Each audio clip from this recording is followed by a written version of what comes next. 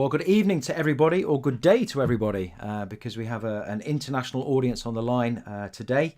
And welcome to LinkedIn for Successful Executive Job Search. This is a special online event I'm running with Victoria Ipri, who I'll be introducing shortly. My name is Simon Gray, and I'm going to be the host this evening for about an hour of content. That'll be about 45 minutes of presentation, and then I know Victoria and I are very keen to get your questions. So hopefully you have some questions on LinkedIn or Executive Job Search that you're keen to fire at us, and we'll deal with those a little bit later on this evening's call.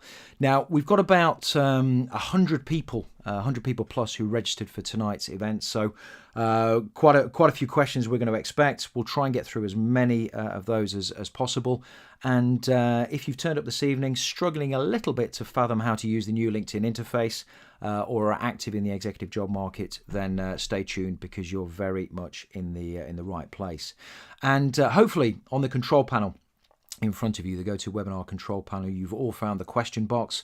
I've got this open on my screen this end. So just so I know who's on the call this evening, if you could type in there. Hopefully you can see the screen and hear my voice. Brilliant. Okay, thank you, Keith. Just type in there, if you would, where you're from. So which city you're calling in from this evening or today. And perhaps if you want to type in there what you're hoping to get from tonight's or today's session. I'm going to have to stop saying today and tonight. So if I say today, I mean tonight. If you're based in the UK, if you're in the US, of course, it's middle of the day. So hello to Rashad from London. Hello to David from Stansted. So a couple of people from the UK. To Alfonso from Los Angeles. Kevin from Lincolnshire. Hector from Miami. What I'm doing here is showing you this is a live webinar. This is not recorded. This is a live webinar. Maureen from Nottingham. Hi, Maureen. Andrew. David from Nottingham. Rupert from Nottingham. Okay, a few more people jumping in as well. Fantastic. So we have an international audience on the line this evening. Now, this is a LinkedIn. This is a LinkedIn webinar, an executive job search webinar. So what I'm going to do, there is a box. I'm just going to drop in Victoria and I's LinkedIn profiles. If you're not connected to us currently, you can click on those links, and you'd be very welcome to connect with us. Here's my profile on the screen. Here's Victoria's. And if you want to send us a LinkedIn connection request, either now or throughout the presentation or at the end, feedback at the end is always valuable. Then we'll be very pleased to connect with all of you. Okay, right then. A few more people dripping in. So let's kick off. Let me just pull that down, and let's start the presentation. So first thing, very, very quick bit of housekeeping. We're using a platform called GoToWebinar. You've all found the question box. You can all see the screen, which is great. If for any reason my internet goes down, Victoria's goes down, yours goes down, if you use the same link that you logged in on before, we'll be right here waiting for you. And questions, how we're going to deal with questions, because there's quite a lot of people on the call today.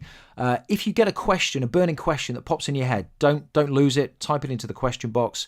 I'll either pick it up as we go, but more likely I'll pick it up towards the end, because your question potentially is something that we'll answer on the call, and we'll deal with that at the end, unless it's very pertinent to actually what we're talking about at that moment in time. But feel free to drop those questions in as we go.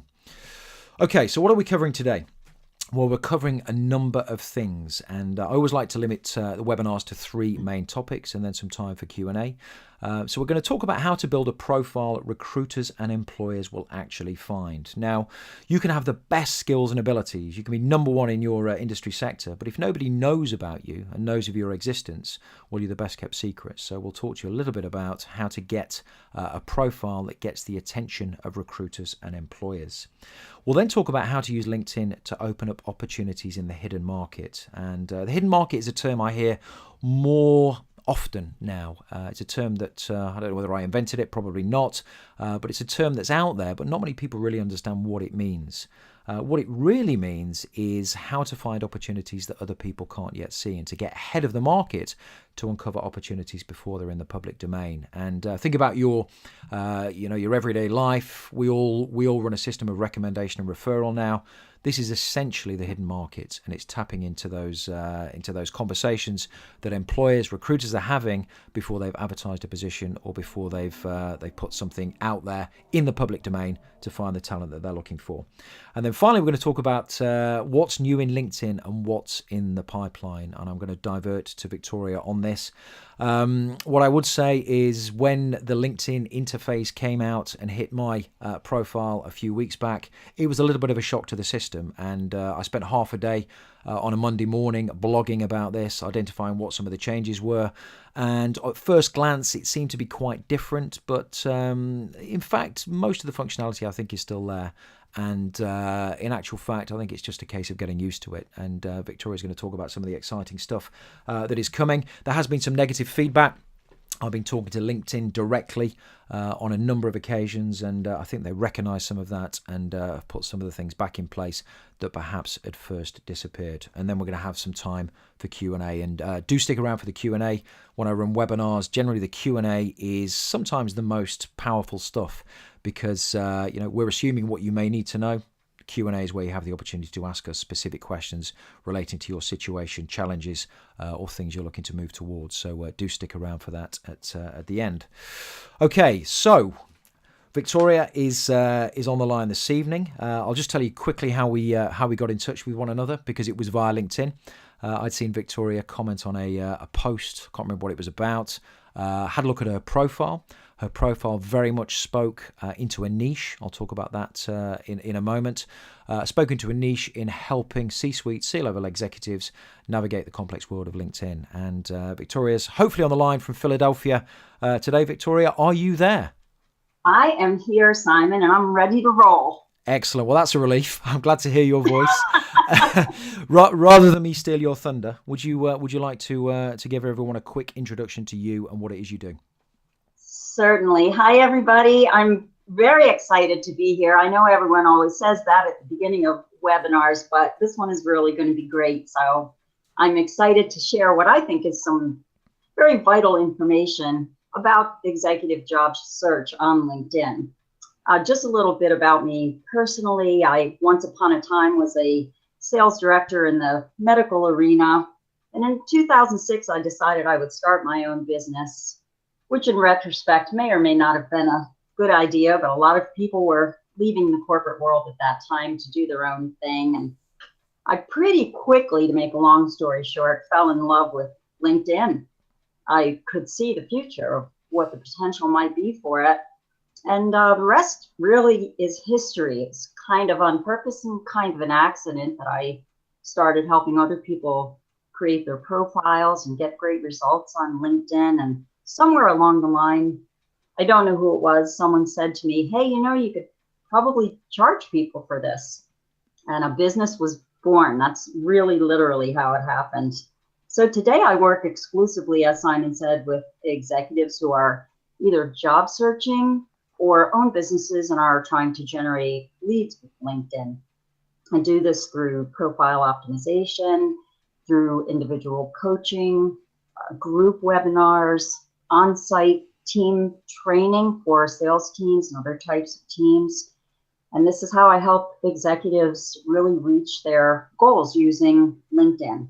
And today, as you know, I'm here and Simon is here to help you really understand how recruiters view you so you can make some of those adjustments on LinkedIn and use the tools that LinkedIn offers that will really help you to move your job search forward. That's why we're all here today. And I hope that if you can walk away from this webinar with even learning one new thing that you can apply immediately, then we would have reached our goals today. So that's where we're at. Back to you, Simon. Okay, thanks, Victoria. That's great. And I remember a time, probably about, must be 10 years ago, 10, 12 years ago, starting out in the recruitment industry. And this thing called LinkedIn came along and nobody really knew what it was. I didn't embrace it as early as I perhaps should have done. And I think LinkedIn's one of those things that people sometimes struggle to fathom, but it's never too late. And I think the sooner people embrace it and start to use it, then the sooner you see the value in it. And, Right. I'm pretty much self-taught on LinkedIn through trial and error. Right. And I think that's important. And it's one of those things that you can't necessarily learn this from a book. You've got to get on there, use the platform. And as Victoria says, if you just take one or even two things away from this evening's presentation, then I think our job's done. And there'll be an opportunity to follow up with both of us that I'll present to you nearer at the end. So I'm just going to talk, quite a few people on the line that I know, but I'm going to talk a little bit about my background. I'll keep it fairly short and sweet.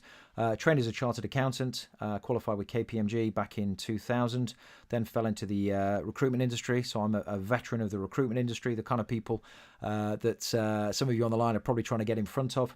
I worked as a consultant for 6 years, and I ran my own business, which I started in 2008 for 5 years. And I decided to leave the recruitment industry really because I knew I had knowledge and information that I wanted to share with candidates walking through my office door. But because I was set up as a recruiter and got paid for placing candidates that I could help, it meant that I didn't have the time to help those that I knew I could help in a different way. Through coaching and mentoring and whatnot. So I created a business called Career Codex, started that about 3.5 years ago, and now I work with clients from across the world to help C-suite, C-level executives navigate the complex world that is the executive job market. I really help people to do two things: to define, find, and then secure the position they want, whether it's advertised or not. And that last bit is important because it doesn't need to be advertised. In fact, it's better if it's not. And I help people move from a state of reactive chaos to proactive control. Because if you're listening to this today and you're waiting for somebody to call you back, you're waiting for a response to an online application, you're not in control. Somebody else is. And what I do is I show people how to take proactive control so they know what they're doing, how they're doing it, and they're in control of their executive job search every step of the way. And this is why I emphasize psychology as being the most important thing when it comes to success in the executive job market. On the left-hand side, you can see my book. It's my one of 3 books I've written, Super Secrets of Successful Executive Job Search. This is often the way people first find me. This is available on Amazon, and I think at the time of speaking today, it's got 38 5-star reviews, I think, in the UK. And quite a few over in the States on Amazon.com. So please feel free to check that out. Okay, so let's get on to the first topic, first of 3 topics. And the first topic we're going to talk about this evening is how to build a profile recruiters and employers will actually find. And Victoria, I'm going to pass back to you to kick us off with this, please. Okay, great. These 3 bullet points we're seeing on the screen, it's difficult to talk about one of them without talking about all 3 of them. So don't be looking for complete delineation of these points. So what I'm going to tell you now is kind of an amalgamation of all of these things, because they really all do go together. So quickly, LinkedIn's search engine works just like Google's search engine works. You go to Google, you go to the search bar, you type in what you want. Now, if you can remember back in the days when we were just learning how to use Google, you might type in a single word, and then you get a zillion results, and you'd say, well, I don't know how to find anything. Well, we learned over time that the more we refined that search term, the better the results would be. And this is exactly how the model that LinkedIn uses for their search engine. The more you refine what you're searching for, the better the results will be that come back. So this speaks directly to optimizing your LinkedIn profile for the kind of job or jobs that you're hoping to be found for. LinkedIn is all about being found. So we are going to talk about the proper use of keywords, but I just want to emphasize, sort of along with some of what Simon was saying, that it's not just about keywords. It's also about many other items that fall into how LinkedIn's algorithm works in order to return searches or results to someone who's doing a search on LinkedIn. And the question always really is, how do you get into that list of results, especially that first page that comes back, or maybe even the second page, because as we all know, none of us bother to look any further than that. You really got to get up there at the top of that list to get found by recruiters. So you may have seen these statistics. There's all kinds of statistics out there that I found as I was researching, but one of the ones that stood out to me was that 95% of all recruiters and hiring managers are searching for candidates on LinkedIn. And about 79 or 80% of them have already hired a candidate that they found on LinkedIn. So does this mean you can just optimize your profile and sit back and wait for someone to find you? Well, I think we all know the answer to that is no, you can't, because there's just too much competition. 433 million members just on LinkedIn alone, even though that's a global number and you may be searching in your own backyard, but that proves that there's a ton of competition. And then you throw in a tight job market, and it's not too hard to see why it's important to approach your job search strategically in order to maximize your chances of being found and to pass the 6-second scan. And yes, it's about 6 seconds that recruiters are spending on the initial pass of your profile. So we're talking about when recruiters are searching, how long do they take on each profile that they're looking at the first time that they see it before they decide to really get into it, and that's about 6 seconds. So I'm going to say something here that you may find a little bit controversial, but honestly, it doesn't matter too much at the outset anyway, what you decide to write on your profile. Because what really matters is what recruiters are looking for when they're trying to find you. So they have their own ideas about what they want to type in terms of search, because they have open positions they're trying to fill, and they're looking for specific skill sets of people that own those skills who might be great candidates. So sure, it's really important to get your background and your job history and so forth onto your profile, but it's not just about keywords. There's a whole lot that really goes into it. The question really is, are you catching the eye of the recruiter who's looking for someone like you? So recruiters, as you probably know, have what LinkedIn calls a talent solutions premium account. And they see things very differently through their accounts than the rest of us see maybe in our premium accounts or even in our free basic account. What they see is a small snapshot version of a bunch of profiles of many job seekers who come up on their screen when they do a specific search. So the information that recruiters see in these snapshot profiles is very similar to the information contained on the top card of your profile. So Simon, if we could switch our screens over sure. here, I'll make and you can share mine and show what I'm talking about. I'll make you a presenter. Just let me pull that across onto the shared screen. Right. And if you hit the button your end, right, then you will be in control. Hopefully, can you see my screen now? Yeah, there we go. I'll just expand that. Perfect. So this top square right here, you call it a box or whatever you want. That's what LinkedIn calls the top card. So recruiters, when they're looking at profiles, they see a lot of these top cards. So now, just to put this in your own perspective, if you pretend you're a recruiter and you're looking to fill a position, and now you're looking at you, based just on the information in the top card of your profile and your photo, would you want to click the See More button to learn more about you?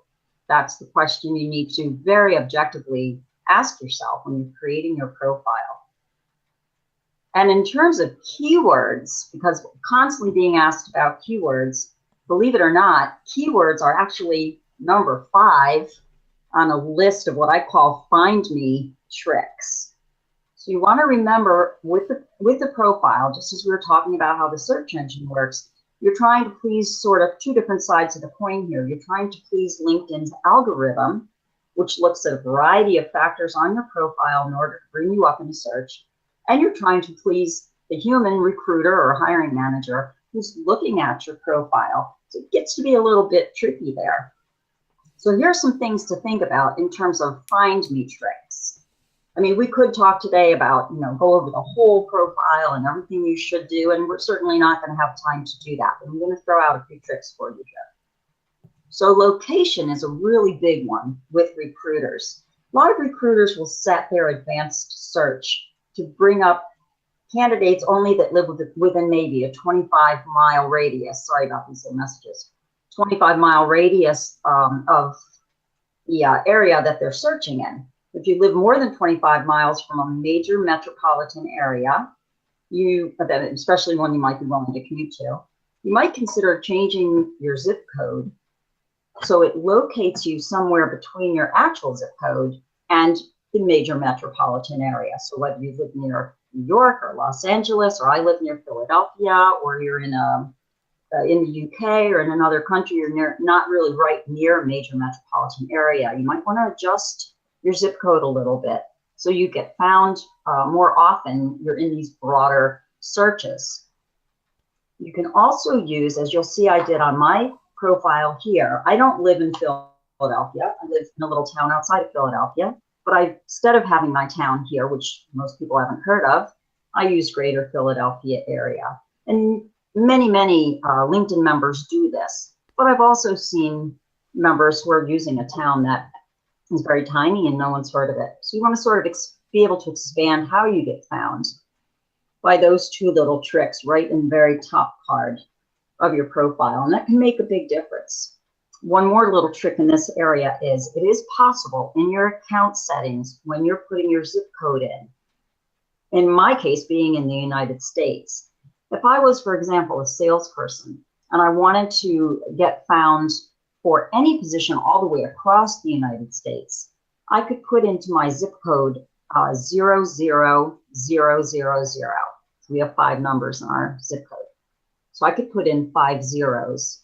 And this would mean that when recruiters were searching, I would be available for any position all the way across the country. Unfortunately, I can't tell you how that would work in a country other than the United States, but I'm sure that there are ways to do it.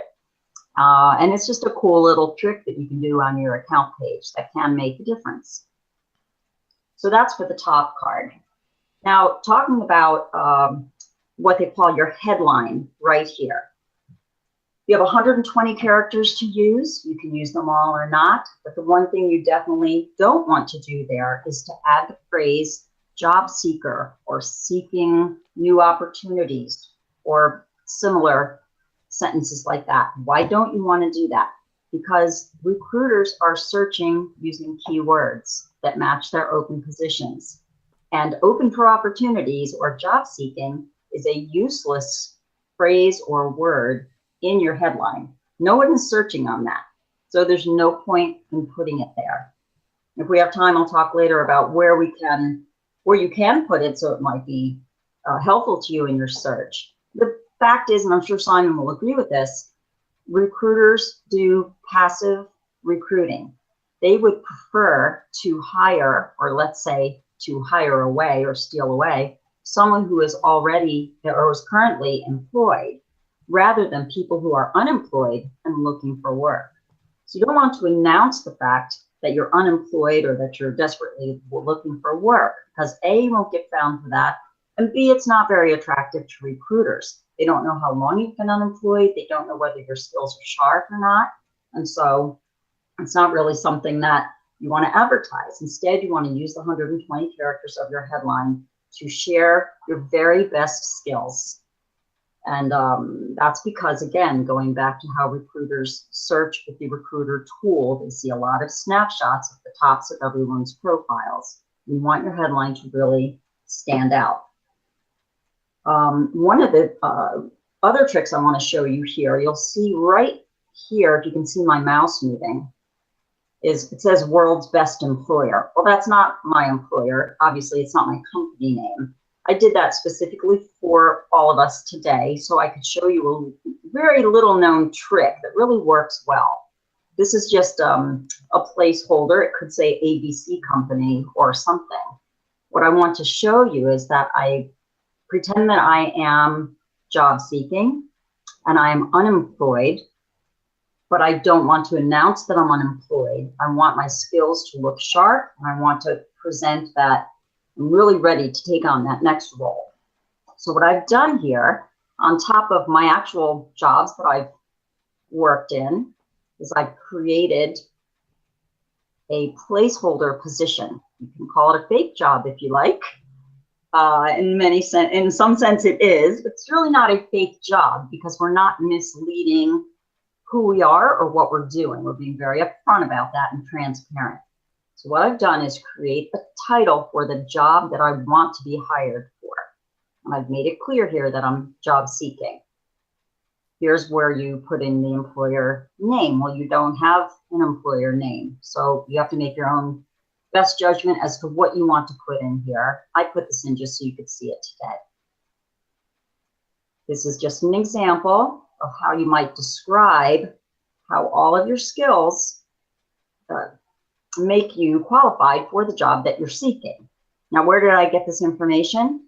I looked at jobs that were already posted on LinkedIn for communications director, and I pulled some of that content out, and I wrote up this, the body of the description here. Now, if I really was working in a role as communications director and I was looking for another job, or I wanted to make a move to a higher level, I would know these things. I don't, because I don't work in this job. Again, this is just an example. So this is one way that you can kind of advertise that you're out there looking and you have the skills, and recruiters will see this without literally going up here in your headline and saying, I'm looking for a job. Okay, so I don't know if you've ever heard that tip before, but I hope it's something new that you maybe can use for yourself. Now, getting on to keywords a little bit. Once you've optimized your profile in these ways, and there's so many other tips I could share with you, and certainly connect with me afterwards to get more of those. But I want to get to keywords a little bit. Once you've optimized your ability to be found through your profile, you want to incorporate keywords for sure. So you want to choose 4 to 5 keywords that you see recurring in the job descriptions you're interested in. People are always saying to me, I don't know what keywords to use and I don't know how to use them. So you want to look at jobs that interest you to find those keywords that are most important within your industry. Look at people who have really well optimized profiles in the industry you want to work in, or specifically in the job you want, and see how they are describing themselves and how they're using those keywords. And then embed those in several areas of the profile. Most importantly, your headline, your summary, your experience, and your skills, or what they call endorsements. So to summarize, and this is a lot of information I know I'm throwing at you, and there's so much more we could talk about. You want your profile to be findable, searchable. You want it to be eye-catching. You want it to be engaging, because the whole goal is that you want to get the recruiter or whoever's looking at you to click this see more button. And it has to meet at least some of the job qualifications for the position that you're hoping to land. So it does sound like a lot. It can be done with profile optimization and professional profile optimization, which is one of the things that I do for executives, can really work to help you maximize your chances of being found. And just one more little point here before I turn this back over to Simon. As you know, with the new LinkedIn user interface, everything up here has been truncated. So these first 2 sentences, especially on a mobile device, we're doing this on a desktop, but on a mobile device, these 2 sentences become extremely important. So not only is all this up here important and having a nice picture of yourself, these 2 sentences, you've really got to get your point in there about who you are and what you do.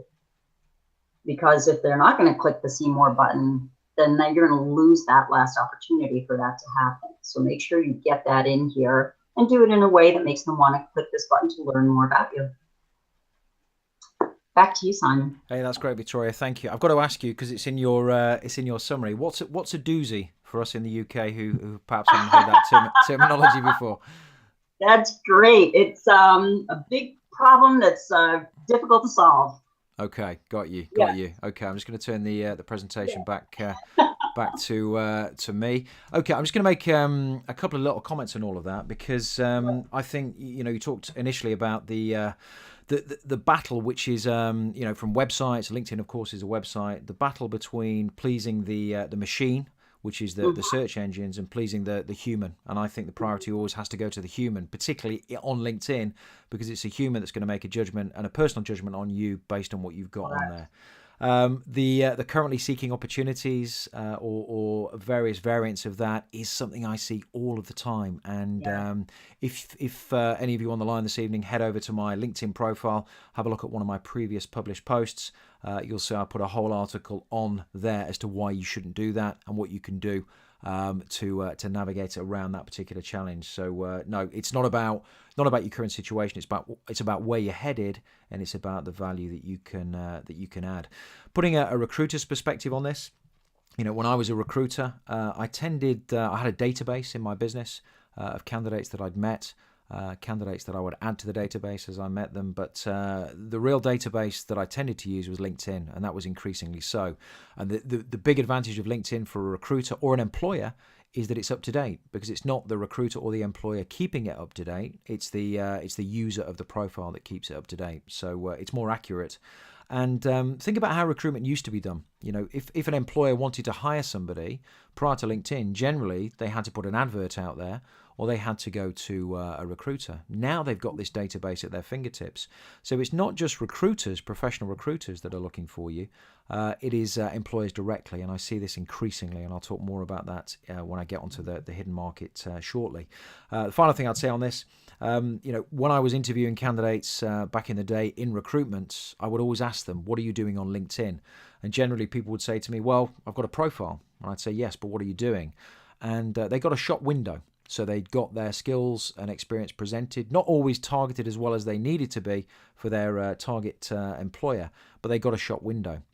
But what you need to do on LinkedIn too, is to use it as what I call a proactive engagement tool.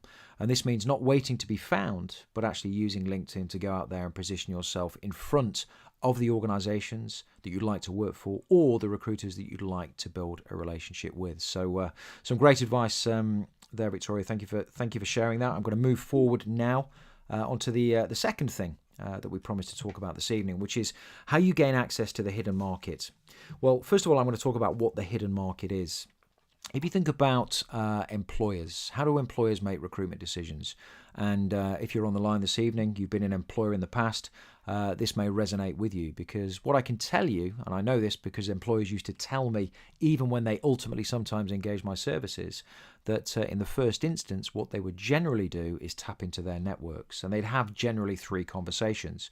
First of all, they talk to their peer group. I'm a chartered accountant. If I was looking to recruit a finance person, I know lots of other chartered accountants that I would go and talk to and ask for a recommendation or referral. They would then go to their extended network as an employer, their advisors, professional advisors, people they know through the course of their business, and ask, who do you know, who do you know, who do you know? I run a networking group here where I'm based, and there's 200 businesses in that networking group, and from time to time I'm asked for a recommendation. There's various reasons that employers do this. One is to avoid the recruitment cost. Another is to get a warm recommendation. We all like recommendations now. Think TripAdvisor. Think how we make decisions about what it is we do. We look to what people we know have done, because that allows us to trust the advice that we're being given. And then the third conversation employers have, if they can't find the candidate through those means, is they'll go out to a recruiter or a executive job board, and often behind executive job boards there are recruiters anyway. So the hidden market is really conversations 1 and 2, and if you can tap into those conversations that are happening before a position comes into the public domain, you do a number of things. One of the things you do is you get ahead of the market. You're in a position where you're probably only in competition with yourself. If you've been positioned in the hidden market and been recommended into an organization, then there's an implicit recommendation there. They're more likely to treat your application more seriously, and more likely to meet you sooner. So there's lots and lots of different reasons why you would want to tap into the hidden market. It's a little bit more complex than that, but that hopefully gives you an overview. And what I said in my opening address today was that the best time to apply for a job, or the best time to position yourself in front of an employer, is when they're not hiring. Now that may sound counterintuitive, but it's the absolute truth, because what you want to be doing is building a relationship with the kind of organizations that you're looking to work with or for, and as a result, when they are looking to go out and hire, then they'll come to you, because you're a trusted contact by that stage.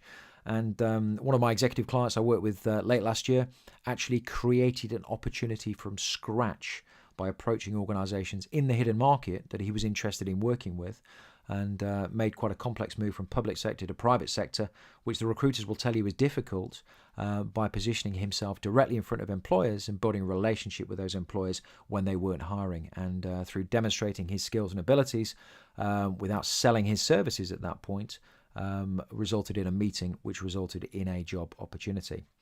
So the first point on here is you have to have a clear message. General message to general audience just doesn't work. And one of the reasons I approached Victoria in the first place on LinkedIn was because she had a very specific message on her profile. At the time, her banner behind her LinkedIn profile was LinkedIn Advisor to the C-suite. Now it's executives. It's pretty much the same message, but it's on target with the kind of audience that I talk to. And those of you who know me on the line this evening will know that I talk about focus trumps flexibility. In the job market, there is perhaps a belief, an inaccurate belief, that the more flexible you can be, the more opportunities will present themselves to you. That's absolutely not the case. And as a professional recruiter back in the day, I wanted a candidate to tell me specifically what they wanted, because then I knew how to help them. I knew what they stood for. Somebody who told me, and I always remember one candidate told me, get me in front of your clients and I can do pretty much anything. Never placed that candidate. The ones that were specific and knew what they wanted were far easier to place. And think about the competition for our attention nowadays. You turn on the TV, you look online, there are adverts all over the place. We're constantly being competed for our attention. I tried to get your attention to join this webinar. If this had been a general webinar, not for executives, but for anybody, I probably would have lost your attention. You may not be here this evening. So you have to know who your audience is. You have to understand your audience's hopes, aspirations, fears. You've got to speak into those, and then you craft a message accordingly. So being very focused and nailing your niche, as I put on the screen, is absolutely critical. And this starts in the Career Codex methodology by defining the opportunity that you want and then crafting a message to a target decision maker, because you get to know that decision maker and what's pertinent, what's important in that particular industry sector. Okay, so inbound over outbound. This relates really to marketing, and there's lots of lessons in marketing for executive job search. Inbound marketing is traditionally the kind of advertising that you will see pop up in magazines, online, TV advertising. It's advertising that is kind of sell, buy my product, buy my service. And over the years, as we get more of this stuff and it's easier to get to us, we've all started to filter this out. And there is a newer science and a newer methodology in marketing, which is called outbound marketing. And this says, well, do you know what? I'm not going to sell. What I'm going to do is build a relationship with the people I want to build a relationship with. And what I'm going to do is create helpful content, have conversations with people, build a relationship with people, and trust in the fact that when they're ready to hire, if it's a job, or whether they're looking to hire somebody into their as a consultant to their business, whatever it might be, or buy a product, you become the trusted advisor. And this is what outbound marketing is really all about. And one of the reasons I do my weekly blog, my weekly podcast, weekly video, it's free information, and it builds a relationship with people that I'm specifically trying to get in front of, which are executive level job seekers. And I trust in the fact that if they need my help, they'll reach out because I've built a relationship. And that's really how modern marketing works. And think about some of the brands that you perhaps have an affinity with. There's probably an element of outbound marketing in there that is really helping them get your attention. So, quick thing I wanted to show you, which you might be interested in getting hold of.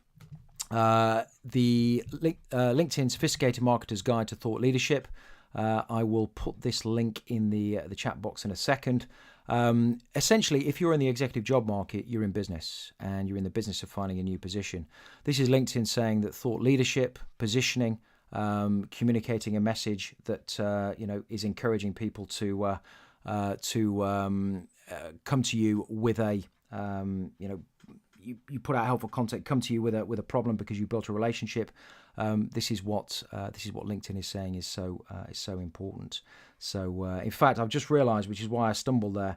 What I'm talking about here, I got those the wrong way around. Inbound marketing is all about building a relationship, a helpful relationship, and outbound is more traditional advertising. So it's really inbound you want to focus on, not outbound. But the message is clear that it's helpful advice as opposed to selling your services. And what I'll show you here on the last element is, if you think about the job market, this is about putting out a CV. Traditionally, see me, like me, trust me, hire me. See me is about, here's my CV, resume, hire me. It doesn't work anymore because that's what everybody else is doing. So this is about see me, like me, trust me. This is about using things on LinkedIn such as status updates, published posts, building a relationship with targeted employers, liking, commenting, sharing stuff. You build a trusted relationship. You're playing in the hidden market. As a result, when it's time to hire, the employer, the recruiter comes back to you. So this is an inbound marketing strategy at its best. It's not about selling. It's not about an outbound message that's selling your services. It's about attracting inbound traffic that you get people's attention through helpful, engaging content and helpful, engaging messaging.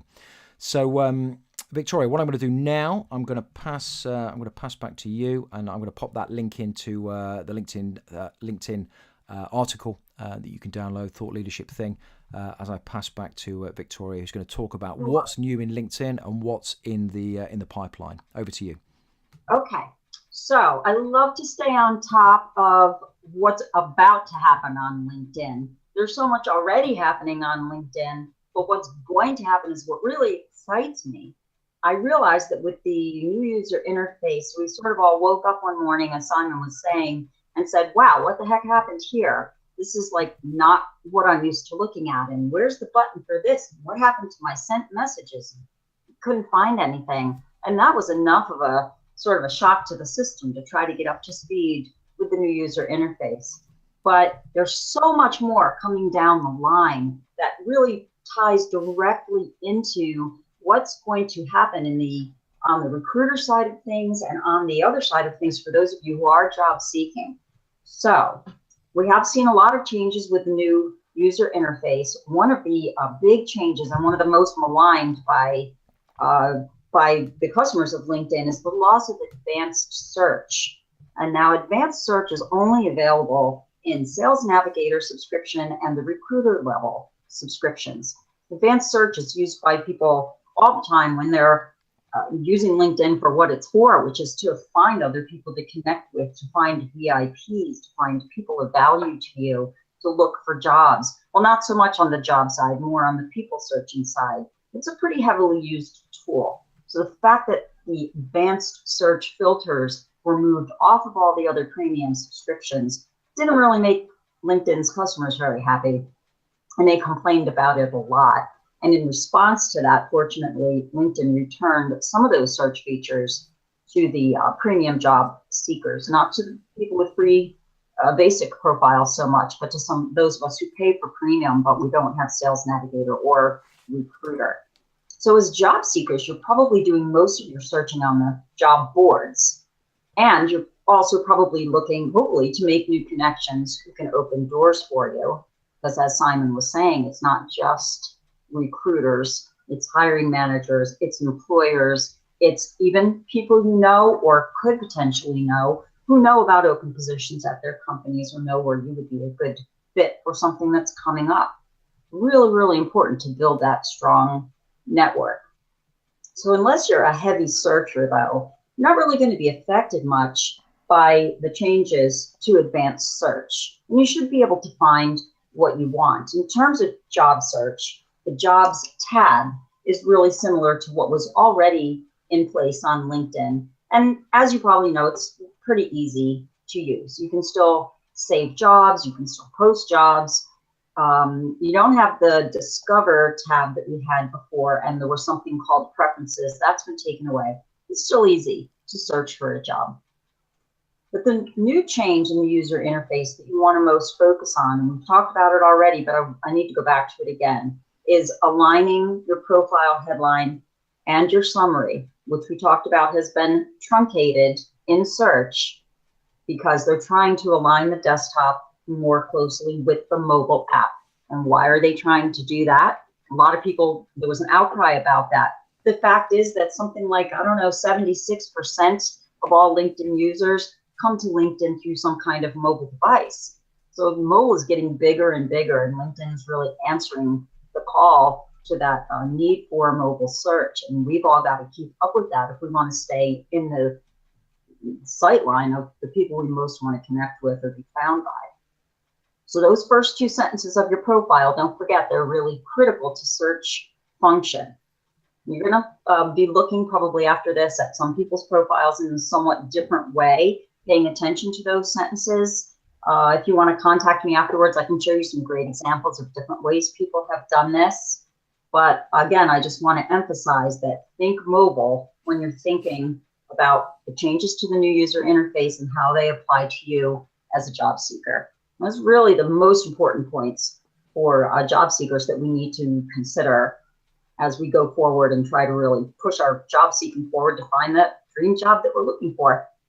And I also wanted to talk about this article I read where I think it was around March 16th, Yuval Bashar, who's LinkedIn's principal engineer for global infrastructure architecture and strategy, is quite a title. That is a title. Yeah, and he shared that LinkedIn and Microsoft are pursuing about 40 integration projects, that's a lot, which are designed to bring together Microsoft Office 365 and Microsoft Dynamics, which is a CRM or a customer relationship management tool that salespeople use most often.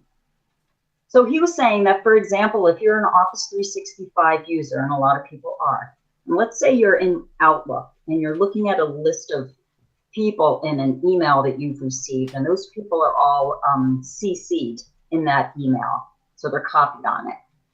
And you're looking at this list and you have no idea who half of these people are, which happens in a lot of cases when there's maybe a big piece of communication coming through to a lot of people.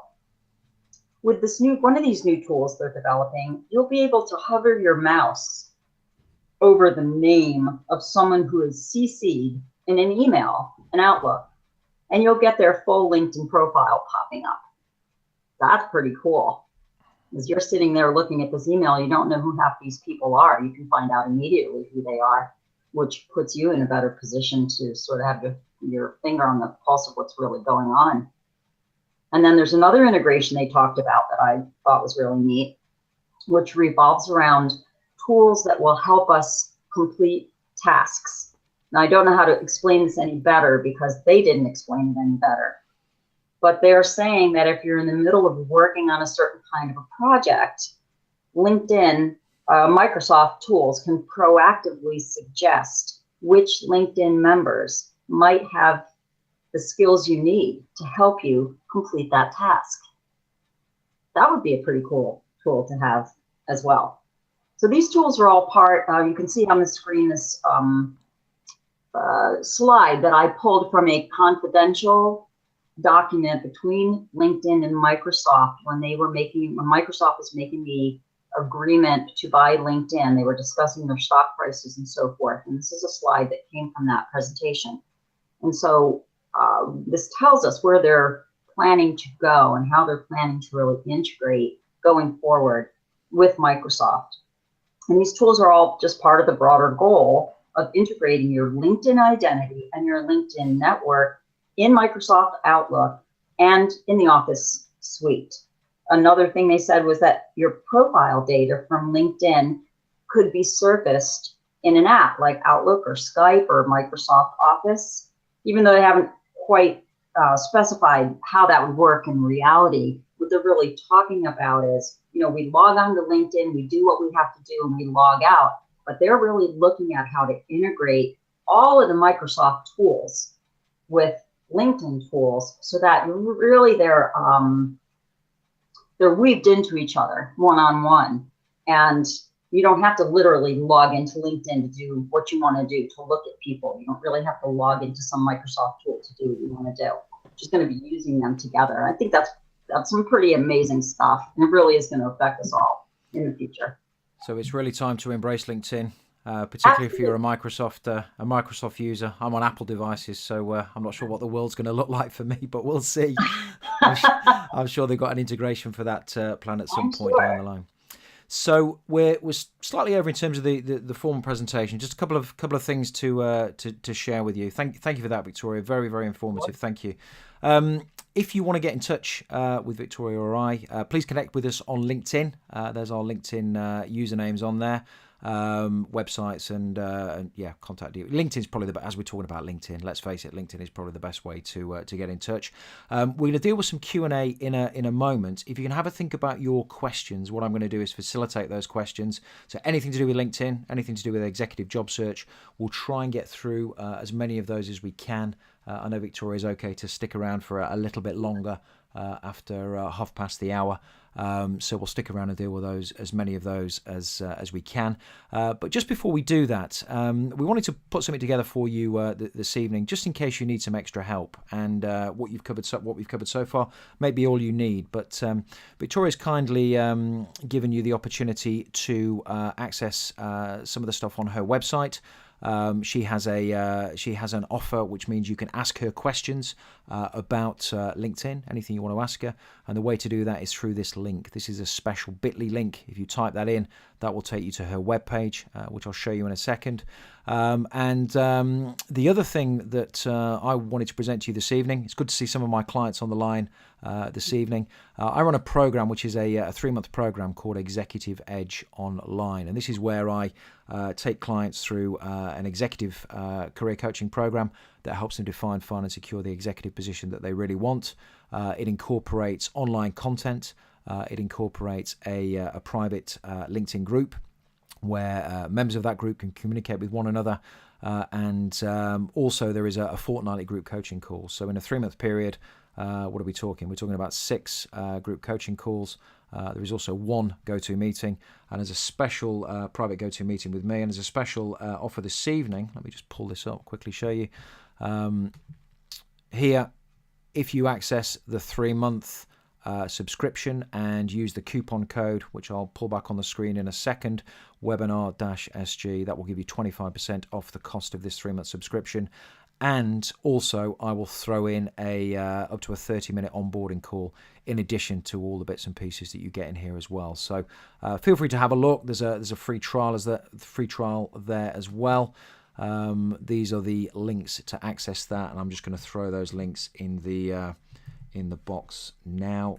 So you've got those if you want to go and have a look at those. This Victoria's option, I think, is open indefinitely. This 25% 3-month coupon for the Executive Edge online program is available until midnight British Summer Time on Friday, and that would qualify you for the 25% discount and also the opportunity to get that 30-minute free additional onboarding call. So does anybody have any questions? See a few questions popping in. Okay, here's a great question. Which I get asked a lot. With the recent changes, I'll throw this at you, Victoria, if that's okay. With the recent changes, is it sufficient to have a free account, or do you now need to pay for premium? What do you think? Right.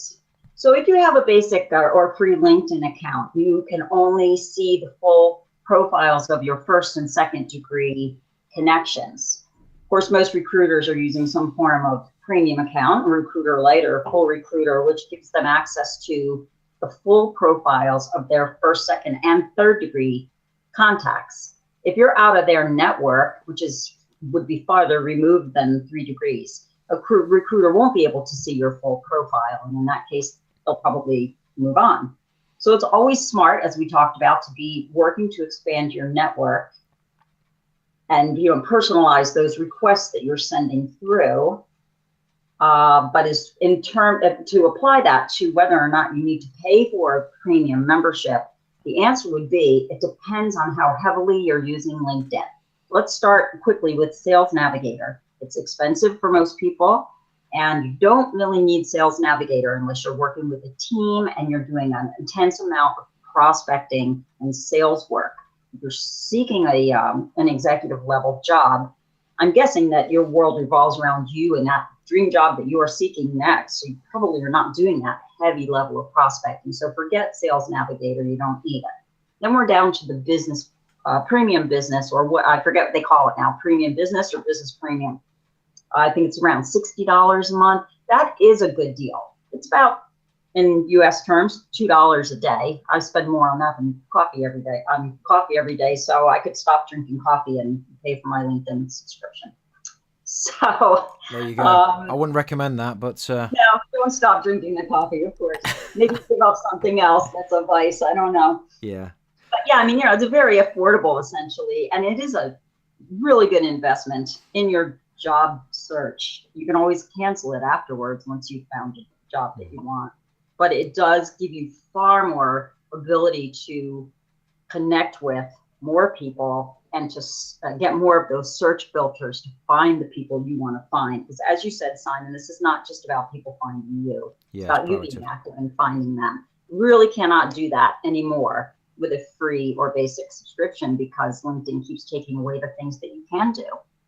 So think about how heavily you plan to use LinkedIn. And if you're going to do more than just basic things with it, I do absolutely recommend, although I have no skin in the game, I recommend that you take the business premium or the job seeker subscription, one or the other. And you can take the 30-day free trial. They do ask you for a credit card up front. If you don't cancel, they are going to start charging your credit card on the first day of your actual subscription. So watch that date. But you do get the 30 days free, and that gives you a chance to see if you like it. Totally agree. I reached out to LinkedIn through their help center and got a free trial, 90-day free trial of Sales Navigator. So if you reach out and ask for it, they'll generally give it to you. When I first started Career Codex and I was teaching people LinkedIn for executive job search, you could do pretty much everything that you needed to do on a free account.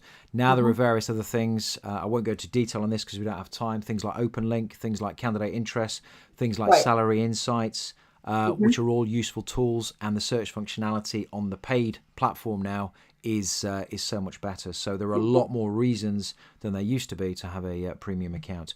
Okay, we have a question from Sanjeev. Thank you, Sanjeev. How brief can you be on LinkedIn, given that your CV should hang on a sec, put. I'm missing the end of that question. I think put more meat on the bones, I think is what we're saying. So do you want to? Yeah, here we go. Should given that your CV will put more meat on the bone, or is that the wrong way round? What do you think, Victoria? I think that your profile and your resume go together to create a full picture of who you are as a professional. The thing about the resume is I always say it's like your career obituary in a sense, because you've done all of those things already. Whereas on your profile, it's more about the future, where you're going. You can change it on a dime. If you've given someone your paper resume or you've sent it over through LinkedIn or some other website, you can't change it once you send it. It's gone. They have it in their hands. So LinkedIn really is more of a real-time kind of a tool. So you got to use the two things together. And you can use LinkedIn. You should not use LinkedIn to simply copy and paste your resume. You're going to be giving them your resume. So use LinkedIn for the highlights, what makes you that special professional that makes them want to find out more about you, hopefully open the doors to a new job. I agree. I think LinkedIn offers a lot more personality. It gives you a lot more. It shares a lot more about you. There's a photo on there for a start. There are recommendations on there. It's far more valuable. And as an ex-recruiter, I'd look at LinkedIn ahead of a CV. CV resume is a fairly bland document. Less is more. If you are speaking to your target audience, you can have a really, really simple message that is not very long at all. It's not about the length or the meat on the bone, on either platform, CV or resume or on LinkedIn. It's about whether you gain the attention of your target audience, and that means having a niche and communicating that niche. The next question I'll pick up. Thank you, Hector. Any suggestions how to reach recruiters outside of the USA? Well, first thing I'd say on that, Hector, is that you can reach anybody on LinkedIn, providing you have enough reach and visibility. I've advised clients on moving internationally, and one of the things that recruiters and employers are looking to do is mitigate risk. And somebody who is making an international move can be seen as a riskier proposition than somebody who is based more locally. There's the geography of the international relocation. So what you have to do is be able to convince a recruiter or an employer that you understand the locality. You've got to invest the time to go over to that locality. Ideally, if you have a connection there already through friends and family, that's the story that you tell. And jumping back to what Victoria said earlier about your location on your LinkedIn profile, that should be your destination. If you're looking to move from Spain, for example, to the States, the States is where you want to focus your attention and the message you need to communicate. But you need to have a story to tell as to why you're doing that and communicate that story to all of the people that you're going to engage with. Any comments on that, Victoria? No, I agree with you completely. Okay, perfect. Hey, that's a rarity in my life, but there we go. Okay, we're going to carry on with the questions. I appreciate some of you may need to disappear, but I did say we'd hang on a little bit longer. So if you've got questions, let us know, and we'll deal with those as we go. So as Omar has said, my question is this: I can save articles on the app form of LinkedIn. Is there an equivalent on the desktop version? Saving articles. Saving articles. I'm not sure I quite know what's meant by that, but I would say no. There's not a specific tool on LinkedIn that allows you to save articles. You can search articles on LinkedIn, but I don't think that you can save them. No, I wasn't aware you could. I think probably you're talking about published posts there, Azoma, maybe. What I would advise you to do, if you can't do it through the platform, what you can do is you can bookmark that through your browser and then revert back to it later. You can do that on Safari or you can do that on Google. I have both running, Safari and Google, and do that on a regular basis. Then I tend not to miss anything. Okay, Sanjeev says thank you, Sanjeev, for your question.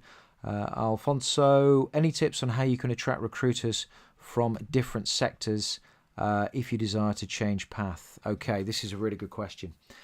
So it depends what you mean by recruiters. This is one of the reasons that the hidden market is so important, because if you are looking to move sector, make a career change to something new, going through the traditional route of recruiters can be a low probability strategy, because what a recruiter is looking to do is to play a matching game. So they want to take, and these were the first filters I used to use as a recruiter. I want to know the size of the organization that somebody had worked for and the sector that they'd worked in. And those were the two first filters that I'd use before I even got salary or anything else. So if you're looking to make a career change, a sector move, then my advice here is this is where you need to tap into the hidden market, and relying on job boards and recruiters probably won't get you there. I talked a little bit earlier about one of my clients that I worked with last year. Guy moved from public sector to private sector. He was using the executive job boards, executive recruiters, and getting nowhere. We changed his approach. He got very clear about his message and how his skills would transition to an SME organization. And he approached those organizations with a very different message to everybody else when they weren't hiring, and he created his own opportunity. So the hidden market is absolutely critical if you are looking to do that. Thank you, Hector. Thank you for your thanks. It's always nice to get that. Okay, Rashad has asked, is there such a thing as oversaturation of blogging and liking, i.e. when it comes to inbound marketing? Do you want to take that first, Victoria, and I'll jump in? I've got a view on that. I can share my opinion on that. I think, yes, there is oversaturation. It's good to have a presence and to remind people that you exist and you're there, and to help them learn to trust you by seeing you sharing professional opinions and so forth on LinkedIn and sharing content. But you can overdo it. LinkedIn is not Facebook. So you don't want to be in everyone's face, so to speak, all day long. You want to be discretionary about liking, commenting, and sharing, and about writing your own content and sharing that with others. I agree. And I think when it comes to inbound marketing, this is about helping, educating. There are various different things, and not selling. There are various different things you can do on the platform. So you can do more status updates, sharing curated content. So this is content that you will know will be of interest, or you think will be of interest to your target decision maker in an organization or recruitment company that you're looking to build a relationship with. You can do that on a more regular basis. When it comes to published posts, this is where you create content from scratch. This is more value because it's you doing it. It's a lot harder to do. It's a lot more difficult to do.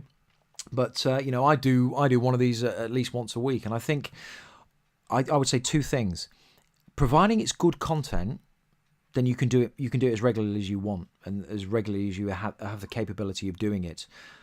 If you are starting to compromise the quality of your content due to the regularity, that's the time to question how often you're doing it. It has to be quality content, and it has to be in your niche. It has to speak to your target audience. That's the critical thing. And I think the other thing with when I'm working with my clients, the other thing, I get them to do a published post, but it's not about one published post. It's not about one published post. It's about consistency, and it's about doing things on a regular basis, consistently, because it's not one piece of communication, one piece of communication as part of an inbound marketing strategy that is going to get you a result. It's consistent effort over time, and see me, like me, trust me, hire me. That takes time. It doesn't happen overnight. And I think one of the challenges that we have as human beings is we want instant results. That's what we're conditioned to expect. But unfortunately, when it comes to executive job search and building a personal brand on LinkedIn, and having an inbound marketing strategy to invite interest in your profile, it takes time, it takes patience, and it takes consistency. Okay. Simon, can I add just one thought? Go for it. For those of you who are thinking, what kind of content am I going to post? I don't know how to blog. I don't know how to use that section of LinkedIn. I don't really have anything specific that would be blog length or article length. I just want to suggest that if that's how you feel, you can use the status updates on the homepage. Those are just sharing a link to something that you think is valuable to people who are interested in what you have to say.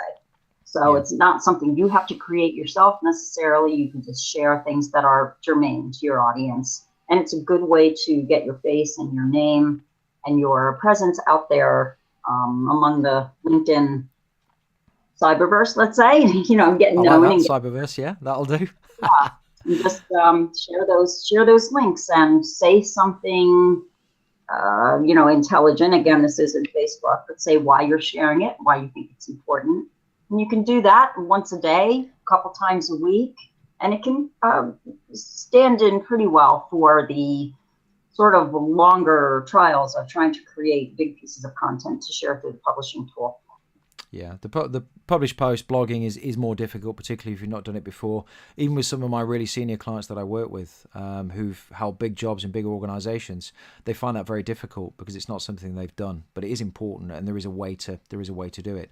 In going to the hidden market, I've talked about this a little bit, but I talk about this thing called professional persistence. And what I mean by that is it's okay to communicate something more than once, and sometimes you have to, because there's so much noise out there to get your message through, and it has to be a good message. You sometimes have to knock on the door more than once. So it's related to your question, Rashad. But when you're approaching employers directly, you may get the brush off. You may not hear anything. That's highly likely. But if you're professionally persistent, then you have a chance of getting through. And professional and persistent must go together. You can be professional but not be persistent and get nowhere. And if you're persistent but not professional, and I've met quite a few people over the years that would fall into that category, then you'll get nowhere either. So the two things combine. So we're about 5 minutes over. There's one last question that I'm going to ask Victoria, and then if there's any other. There's one other question come through actually as well, so we'll hang on for a couple more minutes.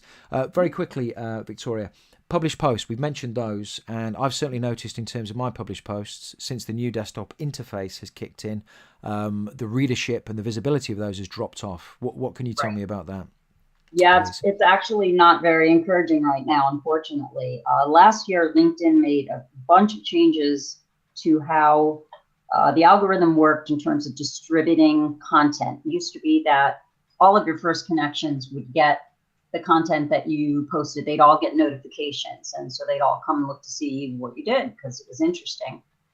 What they changed it to was, it wasn't just about how active you are on LinkedIn in terms of posting and doing other things, but the distribution channels rely on how active your network is as well.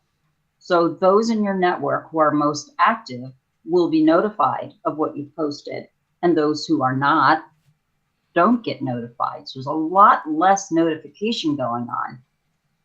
Most people say, oh, that's not fair, and I don't know why they would do that. But the opposite side to that is it points to the importance of building a meaningful and valuable network of like-minded people who are interested in what you have to say, and you as well support them, because as we know, social interactions are based on the principle of reciprocity, meaning that you're supporting other people with no expectation of getting anything back in return, and hopefully they'll do the same for you. So they have made some tremendous changes, and even recently, since the new UI user interface came about, things have dropped off even more. I can't explain what else they've done to make that happen, but definitely the person who's making this comment here, you're absolutely right. That has happened. I haven't heard anything yet as to whether that's going to change, or they'll be providing us with some tool perhaps as they continue to integrate with Microsoft that will make that better. But I can tell you, if you sign up at LinkedIn Power Principles, you'll be getting newsletters that keep you on top of all of the changes that LinkedIn is promising to bring to us. And so that's one way to stay on top of what's happening. Good stuff. Thank you, Victoria. We've got one last question from Wakar. Hopefully I pronounced your name correctly. Any suggestions for people entering into new job markets? It depends what you mean by that, Wakar. That could be an international move, a different geographical job market, or a different sector. Slightly different strategies for both. If it's different sector, it goes back to what I said earlier.